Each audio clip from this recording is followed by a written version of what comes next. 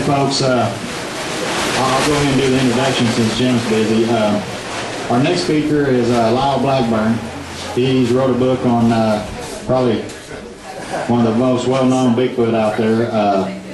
It's called The Beast of Boggy Creek. I've recently bought the Kindle version and I've been reading it like crazy. It's got a lot of great information in there. Can't recommend the book enough. You still got copies back there? Okay, he's got copies back here, and he'll sign them after his presentation. But I'd like to turn it over to Lyle, and we'll get this thing worked. Thanks everybody for having me out. So let me ask you a question first. How many of you ever seen the movie The Legend of Boggy Creek? Usually anybody over about 35 years old definitely seen the movie, even some of the younger kids. Like I said, my name is Lyle Blackburn, and I've written a book on the subject. Just to give you a little bit of background on me, I've always been interested in these type of subjects, you know, like many of you. When I was young, you know, I picked up all the Strange But True books, you know, Mysterious Monsters, you know, I watched In Search Of on TV in the 70s when I was a little kid, and so I always loved these movies. And so at some point when I was young, my parents took me to the drive-in movie, and they said, we're going to go see a movie called The Legend of Boggy Creek, and it was made right up here up the road in Arkansas. And so I was young, I didn't comprehend much, but I remember seeing the movie, and it scared the heck out of me. And it was a huge drive-in sensation. And I had grown up with my father. He's a long-time hunter. He's been a bow hunter. So as far back as I can remember, I was out in the woods hunting deer and turkey. And so when I saw the movie, you know, I was familiar with Bigfoot, and you know, it lived somewhere in California was about all I knew. The Yeti lived in the Himalayas, you know, was in the mountains somewhere, you know, halfway around the world. But when I saw this movie, I realized, wow, this is about 3 hours from where I live in Fort Worth, Texas, and it kind of brought Bigfoot into my backyard. And in this case of the movie, the creature seemed a little more dangerous and a little bit more scary. So it really registered with me, and obviously millions of other people that watched the movie over the years. I write for a magazine called Rue Morgue now, so I've become a writer, and as I was exploring topics for articles, I thought, man, you know, I wanted to really find out what was the true story behind the movie. The tagline says a true story, but I'm thinking, you know, well, what was really true about it? So I set about doing research for about 2 years on this to try to sort the fact from the fiction, what was in the movie, and what I found was well beyond what I thought I would find. I found that the story, there was a lot of it nobody's ever heard, and there was a lot of things in the movie that were really based on true reports, and it was a fascinating research journey, and so that turned into my book. Maybe if I point this at the actual mechanism. There's a cover of my book. I got those back there. So basically, a lot of people thought, oh, that all happened back in the 1970s, and that's most people's general impression. But actually, the legend had been circulating around the area since 1900. And of course, before that, if you want to go back to the 1800s, you can find the wild man sightings, which were being reported in newspapers at the time. But it was in the 1970s that some reports made it into the newspapers, and that's what really got it started on being something that the public was aware of. And then once the movie was made, the creature had, you know, much more international fame. Now, for those of you that don't know, Fouke, Arkansas, where all this happened, and that's why it's called the Fouke Monster. It's located in Miller County, which is in southwest Arkansas, which right basically on the 4 states right there, just right up there. So it's really basically, you know, for all intents and purposes, part of Oklahoma, Arkansas, Louisiana, and Texas. The population is only 800 plus people today. Back in the time when the sightings were prominent in the 70s, there was only 500 people living in the town. So it's a very small town, rural community.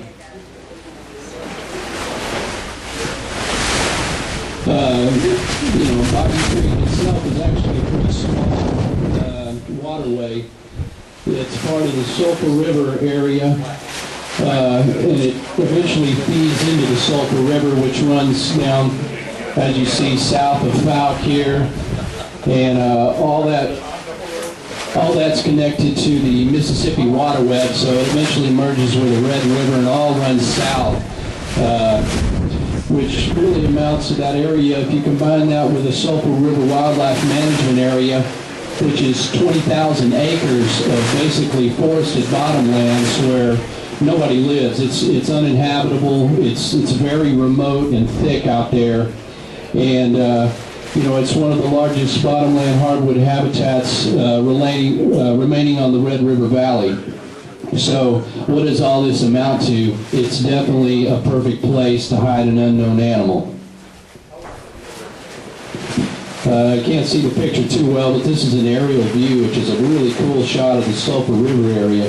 You can see how the Sulphur River winds up and through there, and basically all you see of everything else is bottomlands, and for all intents and purposes, nobody lives there. Now, when you talk about the 1970s, which I call the media monsters, the monsters media age, when people really became aware of the creature that supposedly lived down there by Fouke, the most infamous incident associated with that is what they call the Ford sighting, and this is the actual house where the Ford family lived. They moved to town and were there for about 2 weeks. For several nights, there was some incidents. They heard some noises. They saw brief glimpses of some large hairy creature that was stalking around their house at night. Even one evening, something put a hairy paw through one of the windows. They called it a paw or a hand. They didn't get a really good look, but they basically said this is some kind of large hairy creature. And so that culminated into a Saturday night in which the creature was basically up on the porch, and the guys who had been out at work at night were home that night. They had borrowed a shotgun from the landlord because everybody was freaked out. It was 2 families, so there was, several people and their kids living there. And so on this Saturday night, they decided we've had enough, so they went outside and confronted the creature, and it kind of was basically circling the house in the woods out there. It's very dark. I've been to this actual location. The house isn't there anymore, but it was a remote area back then. And so they could see the creature, and they actually fired at it about 7 times and used flashlights to try to see it. And what happened was, on one of the guys involved was Bobby Ford, and on his way back up to the house, he was just freaked out, frightened. He was heading up to the house, and you kind of had to climb up on this little ladder or staircase to get up to the house. And as he did, he described being attacked by the hairy creature, and he saw a hairy hand come around him. He got scratches. He basically ran up the porch and busted through the doorway, and he was so frightened and traumatized they had to take him down to the Texarkana Hospital, where he was treated for shock. He was covered in scratches, and so basically the doctor down there said, he called one of the news reporters down there and said, "Hey man, I got a guy down here that says he was attacked by a hairy monster. I mean, he's totally traumatized. We're treating him for shock, and he's all scratched up." So that's really what started it all right there. And so the news guys came down to the area the next day, investigated, and put that in the newspaper. It just says, family terrorized by a large hairy monster. And so when that got in the paper, all of a sudden, of course, that got everybody's attention. A few weeks later, on May the 24th, a local couple was driving up Highway 71 headed from Shreveport to Texarkana, and they saw what they described as a large, hairy, ape-like creature cross the road in front of them. Now, the Fords that had reported the sightings before were new to the area, so some of the people said, you know, they don't know what they're talking about. They don't know one animal from another. It could have been a black panther, you know. But the people that saw it run across the road down by Boggy Creek, these were people who had lived in the area for a long time. They were well respected. So this really got the attention of everybody. That was printed in the paper. On June 3rd, 3 more people see it. So by now, it's just being covered in the Texarkana Gazette by the day. Then on June 13th, they found a trackway going across a bean field down there, very near Boggy Creek, which is just a little bit south of Fouke. The trackway went about 150 yards through the freshly plowed field, and the footprints were measured to be about 13 inches long, about 5 inches wide, and they had a distinct feature, which was 3 toes. And that kind of gave the Fouke monster the reputation for having 3 toes. So now the thing's got a reputation for attacking people. It's got 3 toes, and it's walking across fields down here in Fouke, Arkansas. Here's a picture of Virgil Roberts. He later became the mayor of Fouke, and he's holding a casting of one of the tracks. It's interesting because back then in 1971, had this happened now, I mean, we could have all gone out there with some really high quality hydrocal. We could have cast these tracks. You know, we would have cast 20 or 30 of them, or maybe all of them.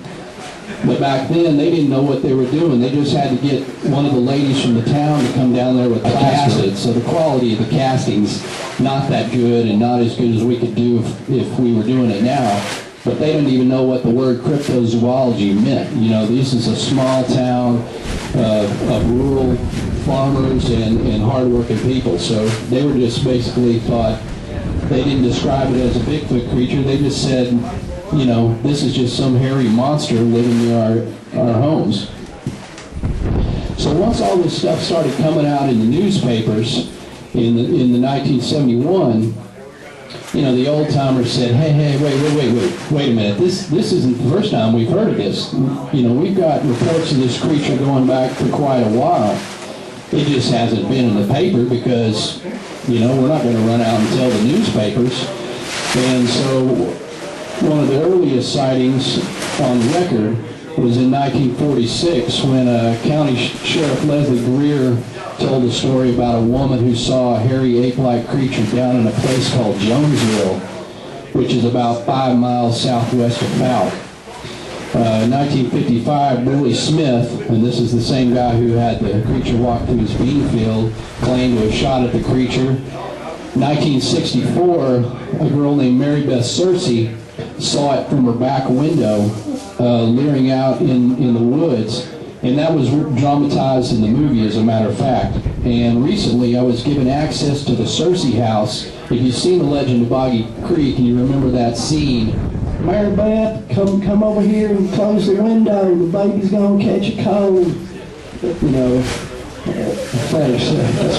That's my Mary Beth actually played her older sister in the movie. I know all these crazy facts about it now, but anyway, that's irrelevant.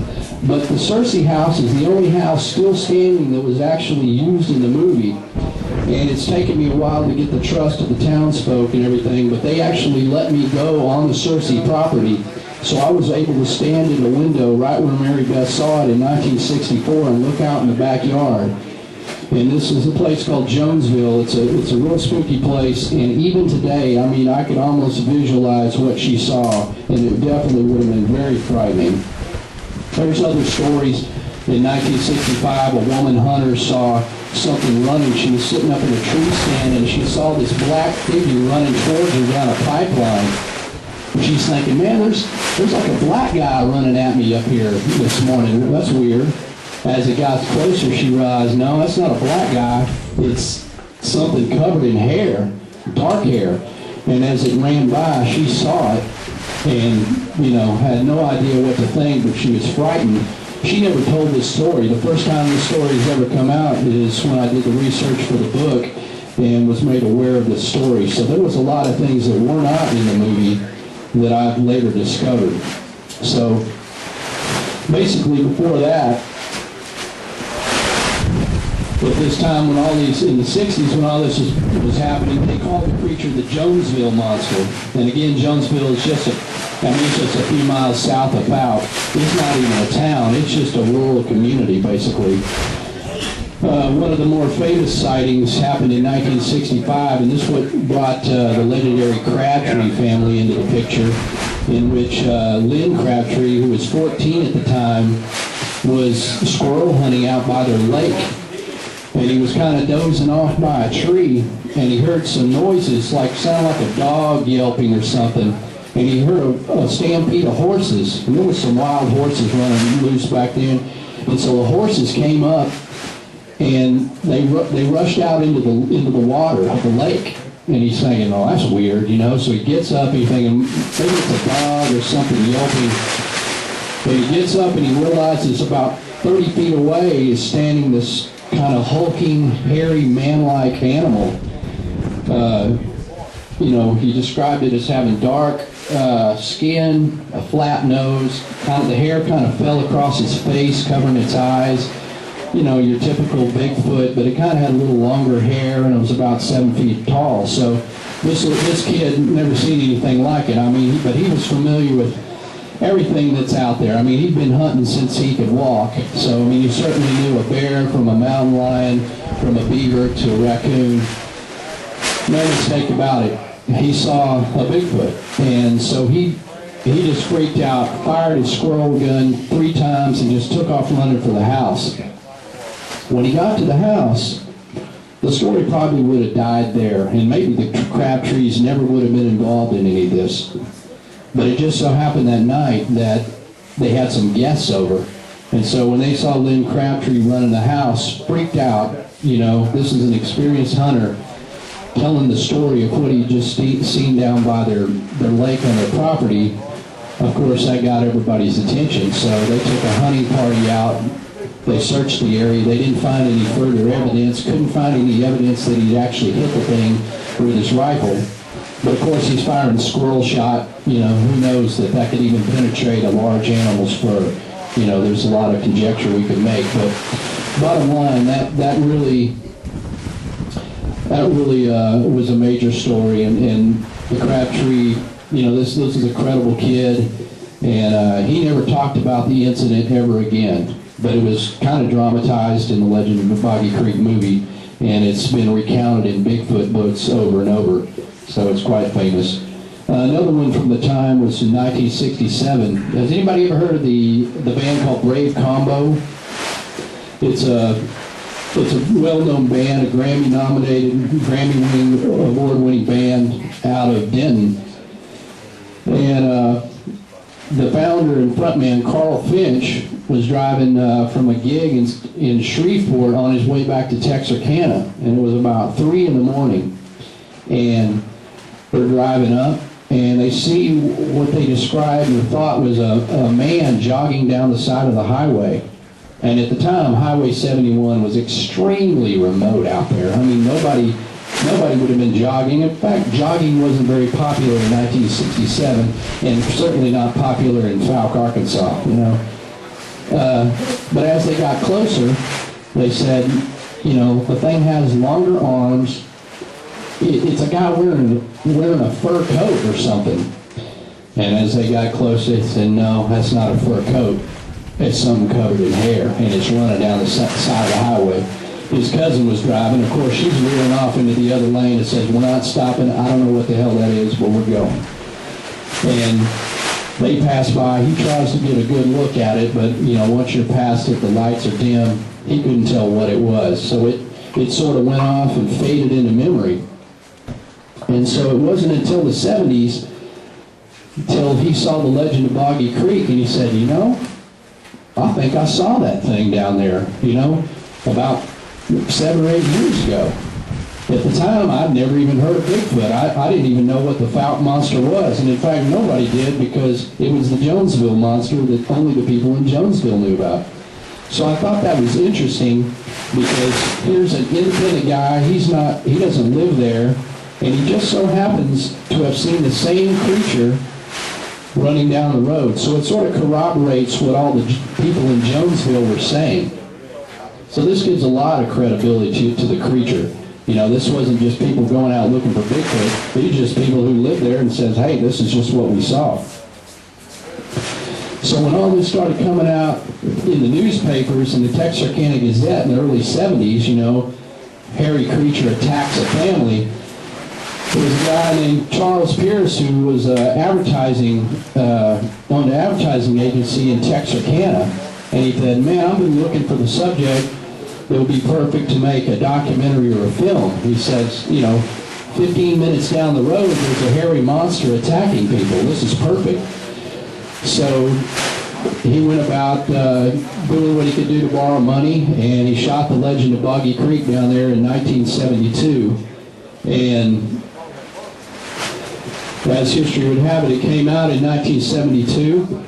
The movie was a huge hit. He started showing it down there in Texarkana, doing what they call four-walling. He was just showing the picture himself because he couldn't get a distributor at the time. And, I mean, there was lines around the block. He couldn't show it enough. He got another print, started showing it down in Shreveport. And, of course, now here comes the Hollywood, you know, distributors. Hey, we want to get a cut on this, you know. And once they got involved and distributed the thing, it was a huge driving hit throughout the 70s. And, you know, it really put Falk on the map. Now you had people, you know, interested in seeing, well, where is Falk, Arkansas? And you also had a bunch of people saying, I'm going to go down there and hunt that thing. They put bounties out on it for as much as $10,000 on the radio. So you got a town of 500 people, and at one time or another, they had more than 500 people, a bunch of yahoos down there with guns, running wild in the woods, trampling across people's property, trying to back this thing so they could get $10,000 from the Little Rock radio station. So it was a really strange phenomenon that was going on down there, and you know, it was big trouble for the town because they don't have their own police force. They have to depend on the Miller County police force, you know, to govern the area. So they don't even have their own police force. You know, they're just doing the best to handle it. They tried to ban guns, except for during gun season. People were writing letters to the Falk monster, to the mayor. You know, just totally nuts. So after the movie kind of died down in the 70s, that's where most people think this whole thing ended. You know, we're all kind of under the impression, that was cool, that was great, that was in the 70s. And that's kind of what I thought. Well, how much is there really to this? What am I going to find when I research and try to write a book? But what I discovered is there's been some really great sightings that have continued all through the 80s, 90s, all the way till today. And in fact, some of these sightings, to me, are even more amazing than the ones that kind of propelled the creature to fame. I talked to a guy that had a sighting down in 1981 in that Jonesville area I talked about. He was down fishing one day on their pond, and it was just about dusk, and he'd been hearing what he thought was a bull bellowing over there somewhere in the distance. You know, you could hear it moving through the leaves. He didn't make much out of it. You know, he's fishing. He's trying to get some fish before the sun goes down. So he thought, well, I'm going to kind of move around this little bend here in the pond quietly, and I'm going to try my rod over there just before dark, and then we'll call it quits. Well, as soon as he came around that bend, he caught a glimpse of this 7-foot hairy creature walking. You could see it from the back. It was walking through the leaves, and he got a really good look at it about 60 feet away. And he said, this is, you know, by then everybody's familiar in that area. They're familiar with the Falk monster. I mean, you know, if you live there, you know what it is. You know, if Larry and I were out investigating, we saw it, we would say, we just saw the Falk monster. So people have that mindset now, and of course this kid did too, and he couldn't believe it. He says, I wasn't a believer, I just, you know, it was part of our culture that there it was, and I saw it. He said, I saw a really good view as it walked off, went over an embankment and disappeared down on the other side of the draw. And so I interviewed the kid and his father, who was there when the kid came back to the house, and they're very credible people, and I was really convinced that the kid saw something. In 1992, there was an incident in which 6 people saw it at once. It was down on a place called McKinney Bayou, which is runs a little bit south of Fouke. It's a very wooded area, and still wooded today. You had a trucker coming one way, and you had a car full of guys coming the other, and there was 5 guys in the car. And they kind of see something walking across the road, which they described as a tall, bulky, hairy, man-like creature. So they both slow down. So this creature was in the converging headlights of these 2 cars, and it goes across and then just walks off the roadway. Well, they just stop. And these 5 guys were kind of from the area, same kind of reaction. Holy, we just saw the Fouke monster. They get out of the car. Well, this guy driving the truck gets out, and he's like, what was that? And they said, have you ever heard of the Fouke monster, the legend of Boggy Creek? And this trucker said, no, I don't know what you mean. And so they explained the legend of Boggy Creek to this trucker, and he couldn't believe it, Wow, what did we just see? And so there's 6 people that saw it. There was another incident in 1992 in which 5 people in 3 different cars saw it cross Highway 71. In 1997, there's some other reports where another guy sees it up there, kind of in the same area. So in other words, we still got a lot of reports coming out of there far beyond the 70s. There's a really spooky report from the year 2000, which a couple of friends of mine investigated. And in this case, there was some guys out coon hunting in Mercer Bayou. And Mercer Bayou is basically the area between Fouke and that Sulphur River Wildlife Management area in just total remote wilderness. And the Mercer Bayou is just your typical swamp. It's got the cypress trees, the trees hang low. There's 3 foot of standing water. It's a really spooky place. And you'll see in the Legend of Boggy Creek, you see a lot of Mercer Bayou in the scenery there. It's just a picturesque place. So this coon hunter's out there, and he gets separated from his buddies, and his dogs start barking at something, and he ends up over here by himself, and the dogs got really quiet, and he could hear something sloshing through the water. So, his headlamp is only going to show so far. And as he stood there, he could see this creature walk out and walked right up on him, kind of startled himself, and it stopped. And he described it as, a hairy, 7 to 8 foot tall, Bigfoot-like creature. And he says, his dogs just, they were afraid, and they weren't barking, kind of turned their tails and were whimpering. And he said, basically the creature seemed surprised, and it scooped water at him and then just took off. And of course, once the thing took off, then the dogs are all, oh yeah, we'll get you.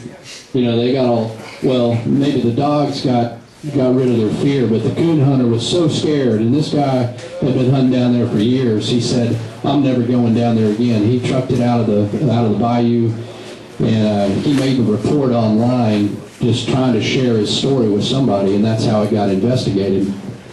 But when he showed the investigators the spot where it happened, he refused to even leave the roadway. He says, I'll tell you where it is, but I'm not going down there.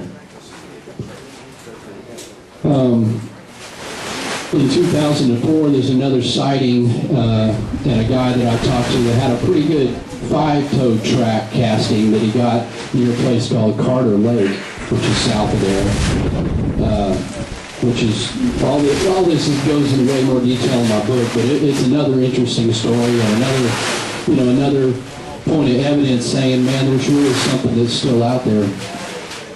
I investigated another incident that happened in 2010 in which a couple saw it run across the road near Falk. And more recently, which has been since my book, there was a girl that had a really good sighting last September that I investigated, which I found to be a very compelling and credible sighting. So here's a picture of Boggy Creek. You can't see it very well on this, but it's a very lovely and picturesque picture here. So the bottom line is, like many people, I believe that the Falk Monster story was something that happened in the past, and I love that movie. But in my research, and I've been kind of specializing in that for several years now, as I say, there is definitely something to this. You know, it's just not it's not mass hysteria. There's been a lot of other theories, and I cover this in my book. You know, people say, "Oh man, you know what that was, right?" You know, I'm like, "Yeah, tell me what it was." Well, a circus train crashed out here. You know, and Nick mentioned that. I mean, every cryptid has always got its, you know, the circus train theory. But I decided, well, I'm going to research this as far as I can. And I researched circus trains in the area, the routings of the circuses, and if there was ever any reports of circus trains crashing near Boggy Creek. And I found some really, really weird and interesting stories, but suffice to say, there is no circus train that can explain this. You know, other people say, "Oh, it was moonshiners." That theory's all bunk. I cover that. You know, people say, "Oh, it was to keep black people out of the town." You know, a lot of the people over there will give you these kind of theories, but there was no. I mean, you know, there was no black people there in the first place, so why would they need a monster? Well, all these things are fun, but in my research I found that it all keeps coming back to the point that something's out there. People are truly seeing something that they can't explain. And, you know, to us who research this type of phenomenon, we can pretty much put the pieces together and figure out what it is. But the legend of Boggy Creek continues on to today, and the legend lives on. And I had a good time researching the book, and I've had a good time telling some of the stories. So I've got copies of my book. If you're interested on getting the whole picture, I encourage you to pick up a copy of the book. And you can check out my website at falkmonster.net as well. I've got some other cool pictures. You can see a lot of these pictures in color on there because, you know, they look better. I've got some pictures that aren't even in my book because I didn't exactly have permission for some of the pictures, but hey, who can stop me from putting that on my website? So, you know, I try to put a little extra bonus material up there. So anyway, thanks for having me out, and I appreciate everything.